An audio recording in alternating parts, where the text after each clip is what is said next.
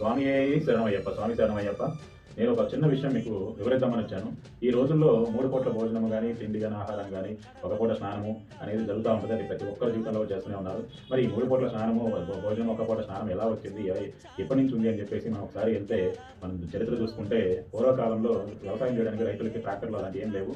వాళ్ళు రైతులందరూ కూడా వ్యవసాయం చేయాలంటే ఎద్దుల్ని మాత్రం ఉపయోగించేవాళ్ళు. మరి ఆ ఎద్దుల్ని ఉపయోగించే విధానము మరి వేరే జంతువులు కూడా ఉపయోగించవచ్చు కదా, మరి ఎద్దుల్ని ఎందుకు ఉపయోగించాలంటే దానికి ఒక చిన్న చరిత్ర ఉంది, చెప్తాను అది మీకు.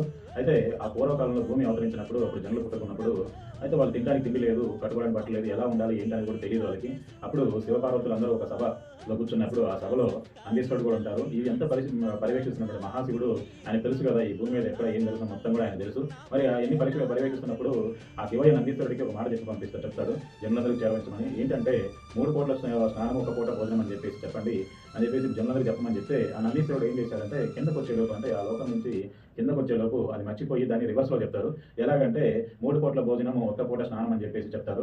అలా చెప్పింది తర్వాత చెప్పేసి అందరికీ చెప్పేసి వెళ్ళిపోతారు. పైకి వెళ్ళిన తర్వాత శివయ్య ఏం చెప్పారు కనుక్కుంటారు కదా ఎవరైనా సరే. సో శివయ్య అలాగే అడిగారు, ఏం చెప్పొచ్చావు కిందకి వెళ్ళి అంటే, 3 పూట్ల భోజనము, 1 పూట స్నానం అని చెప్పొచ్చాను. మరి 3 పూట్ల భోజనం వాళ్ళు చేయాలంటే ఆహార ధాన్యాలు ఎలా వస్తాయని చెప్పేసి ఆ శివయ్య నందీశ్వరుని అడుగుతారు. దానికి మౌనం పాటిస్తాడు, ఎందుకంటే తప్పు జరిగిపోయింది కాబట్టి. సో తప్పు చేశావు కనుక ఆ తప్పుకు పరిహారంగా నువ్వు కిందకి వెళ్ళి భూలోకం వెళ్ళి ప్రతి ఒక్కరి యొక్క ఆకలిని నువ్వు తీర్చు అని చెప్పేసి ఆయన పంపించేస్తాడు భూలోకానికి. ఆ భూలోకానికి వచ్చిన తర్వాత ఆ విధంగా మనకి సేద్యము ఈ ఎద్దులను ఉపయోగించడం అనేది జరిగింది. సో అలా మన 3 పూట్ల భోజనము, 1 పూట స్నానం అనేది ఉంది. సో ఇది మన అయ్యప్ప స్వామి దీక్షలో కూడా ఏకభక్తం అని కూడా చెప్తా ఉంటాం. ఇదంతా పరమశివుడు లీల. స్వామియే శరణం అయ్యప్ప. ఇది యథార్థంగా జరిగిందని చెప్తున్నారు. నాకు కూడా నమ్మాలనిపిస్తుంది, ఎందుకంటే మన యొక్క అయ్యప్ప స్వామి దీక్షలో కూడా ఏకభక్తం అనేది ఉంటుంది. అంటే 1 పూట భోజనం, 2 పూట్ల స్నానం అనేది ఉంటుంది, లేదా 3 పూట్ల స్నానం అనేది ఉంటుంది.